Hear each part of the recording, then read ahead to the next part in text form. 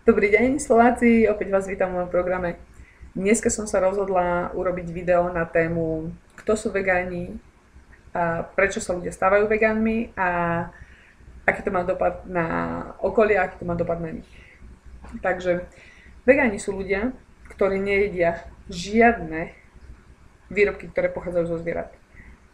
To znamená, nejedia mäso, mäsové výrobky, mlieko, mliečne výrobky, ani syry, to sú mliečne výrobky. A dokonca aj ryby nejedia med a nejedia ani vajcia, spomínala som vajcia? Nejedia ani vajcia. Takže všetko, čo pochádza zo zvierat, nejedia. Takisto, ako aj sa neobliekajú do veci, ktoré pochádzajú zo zvierat, ako vlna, ako hodváb, ako koža. Takže áno, to sú všetko tie veci, ktoré sa väčšina vegánov snaží dodržať. A dokonca ani kozmetiku, ktorá pochádza alebo je vlastne skúšaná na zvieratách. A dokonca ani tu si na seba nedávajú. Takže prečo sa ľudia stávajú vegánmi? To je tá druhá otázka. Stavujú sa vegánmi kvôli dvom najdôležitejším veciam, určite sú tam aj iné veci kvôli čomu, ale dvom najzákladnejším, najdôležitejším veciam tá prvá je. Sú to ľudia, ktorým záleží na našej planete. Sú to ľudia, ktorým záleží na zvieratách. Im záleží na tomto všetkom, čo okolo nás, na to, čo my ako ľudia robíme. Ako sa snažíme byť nadradená rasa nad všetkým a vlastne sa hráme tu na Boha a robíme si tu, čo chceme. Takže toto všetko ich zaujíma. Preto sa stanú vegánmi a sa snažia ukázať ľudstvu, že my nepotrebujeme robiť tie veci, čo robíme. Pretože to nie je naše prirodzené štádium. Nie je naše prirodzené bytie. Robiť to, čo robíme. Preto sú všetky tie veci, čo sa dejú okolo nás, sú také, aké sú. Pretože my, ľudia, robíme obrovský chaos na tejto zemi. My robíme také veci, keby sme sa na to pozreli z vrchu, by sme iba potočili hlavou. Takže preto to je jeden dôvod, kvôli čomu sa ľudia stávajú vegánmi. Druhý dôvod je zdravie. Obrovské množstvo, tisícky štúdií dokázalo tu už teraz, že naše telo nie je telo mäsožravca alebo všežravca. Naše telo je telo bylinožravca. Dôkazy pochádzajú od A až po Z, že sme bylinožravci. Od chrupu cez čreva, cez nechty, cez svalstvo, cez státie, dokonca cez chôdzu, cez všetko je dôkaz toho, že my nie sme mäsožravci a ani všežravci. Čiže sme iba bylinožravci. Takže tým, že vlastne máme všetky tie ostatné veci, ako je mäso, napríklad mliečne výrobky, vajcia, ryby a tak ďalej, kvôli tomu sa zvýšilo obrovské množstvo chorôb okolo celého sveta. A je to prakticky pandémia autoimmunných chorôb okolo celého sveta. Samozrejme narastá to s nárastom jedenia mäsa, mliečnych výrobkov, vajec a tak ďalej. Takže kvôli zdravotným problémom sa tiež ľudia stávajú vegánmi. Veľmi veľké množstvo ľudí, týchto, čo sa stanú vegánmi kvôli zdravotným problémom, sa im vlastne zvráti choroba, alebo sa úplne vyliečia z nej a majú sa dobre. Takže obrovské množstvo týchto ľudí, vlastne ich telo sa potom vylieči samé tým, že vlastne dostanú tú prirodzenú stravu, ktorú máme. Takže to je druhý dôvod, prečo sa ľudia stávajú vegánmi. Ďalej, aký to má dopad?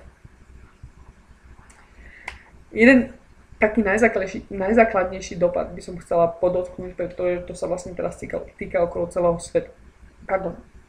Viete, tam bolo obrovské množstvo meetingov, čo sa týka CO2, že štáty musia vlastne obmedziť výrobu tohto, takú výrobu, ktorá vlastne produkuje veľa CO2. Musím povedať, že vlastne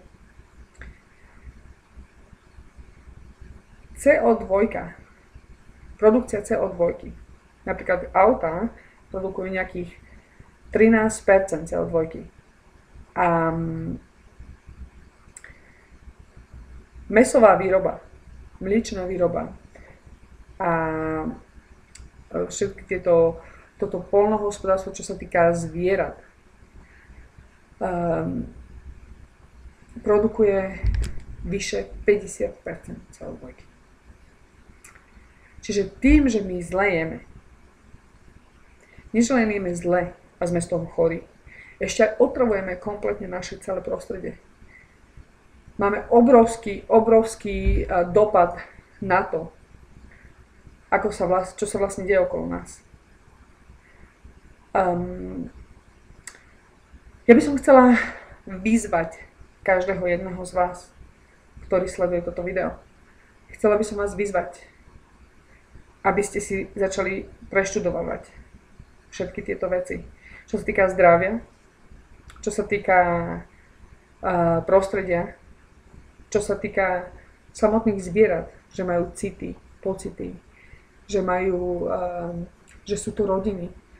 Keď zoberiete kravičke teliatko od nej, veď ona ho chce naspäť,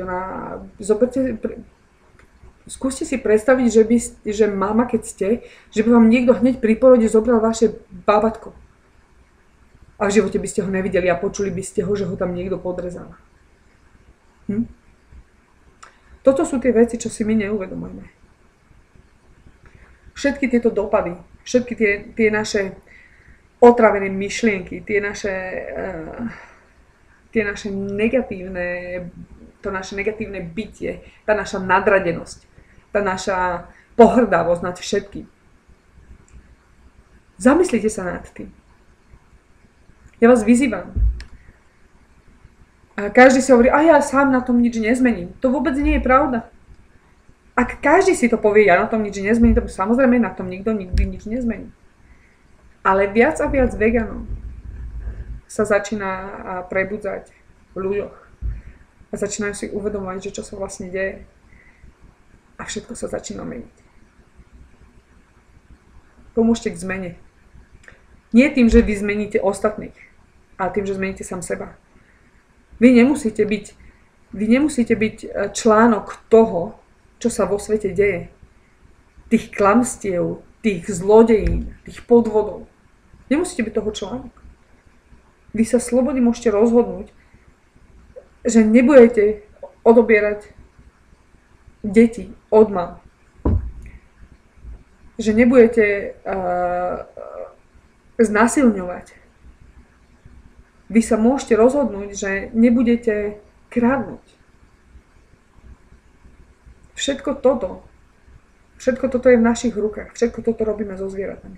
My ich znásilňujeme, pretože samozrejme inseminácia kráv, to je, keď niekto nechce mať s vami sex, tak to znamená, že a vy ho donútite, tak to je vlastne znásilnenie, nie?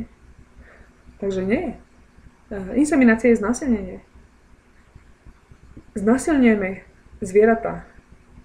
Potom, aj keď už majú to dieťatko, ktoré budú mať, tú maličkú kravičku, tú teliatko, alebo aj iné zvieratka, potom ich od nich zoberieme. Kvôli našmu, ani nie, že kvôli zdraviu, keby to bolo kvôli zdraviu, nepoviem nič, ale kvôli našim chuťovým bunkám, zoberieme od mamy dieťatko.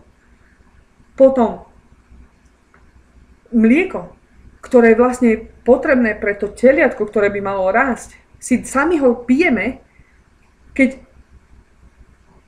naše telo rastie 18 rokov, telo kravy rastie rok a pol, 2 roky, 3. A my si to dávame, to mlieko, ktoré má obrovské množstvo proteínu, obrovské množstvo vápnika na to, aby to teliatko rýchlo vyrastlo, a my si to dávame, čo vlastne nám potom škodí.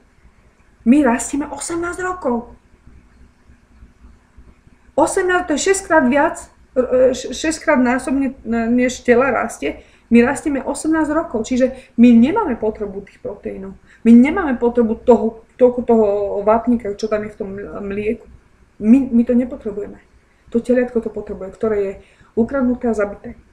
My, že nielen znasilujeme, okrádame zvieratka o svoje deti.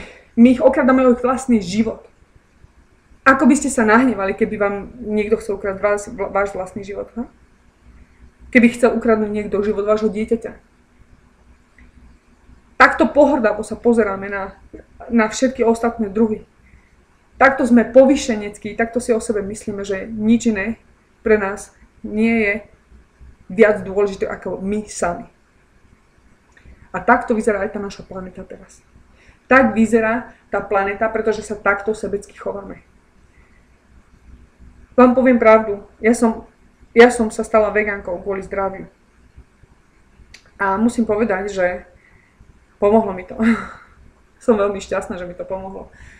Ale nemôžem povedať, že mi to iba pomohlo. Čo sa týka zdravia. Mi to pomohlo aj otvoriť moje oči. Pretože som zistila, ako ignorantsky som sa predtým správala. Ako pohrdavo som sa správala. A ako som sa sama sebe pokúšala zatvárať oči len preto, len kvôli tomu, aby som nemusela zobrať zodpovednosť do vlastných rúk. Pretože mi to vyhovovalo, že som bola slepá a hluchá. Mi to vyhovovalo, že som bola slepá a hluchá. Ale dostala som tú možnosť. Dostala sa mi tá možnosť sa zmeniť. A ja som si uchopila tú šancu. Dúfam, že aj vy si uchopíte túto šancu. A začnite sa správať nielen k sebe s úctou, čo sa týka vášho zdravia, ale s úctou aj k tej prírode, ktorá nás vydržiava. Pretože my bez prírody neprežijeme. Ona bez nás prežije veľmi dobre, ale my bez nej neprežijeme. Takže to si človek musí dať do poriadku sám u seba a s tým človek musí začať. Nie z toho, že sa budeme snažiť zmeniť ostatných, ale tam, že začneme sami u seba. A potom môžeme iba dúfať, že niekto uvidí, že niečo dobre sa deje a že aj tí ostatní sa budú snažiť urobiť tiež tú správnu vec. Takže ďakujem vám za pozornosť a teším sa na budúce, na ďalšie video. Majte sa, dovidenia.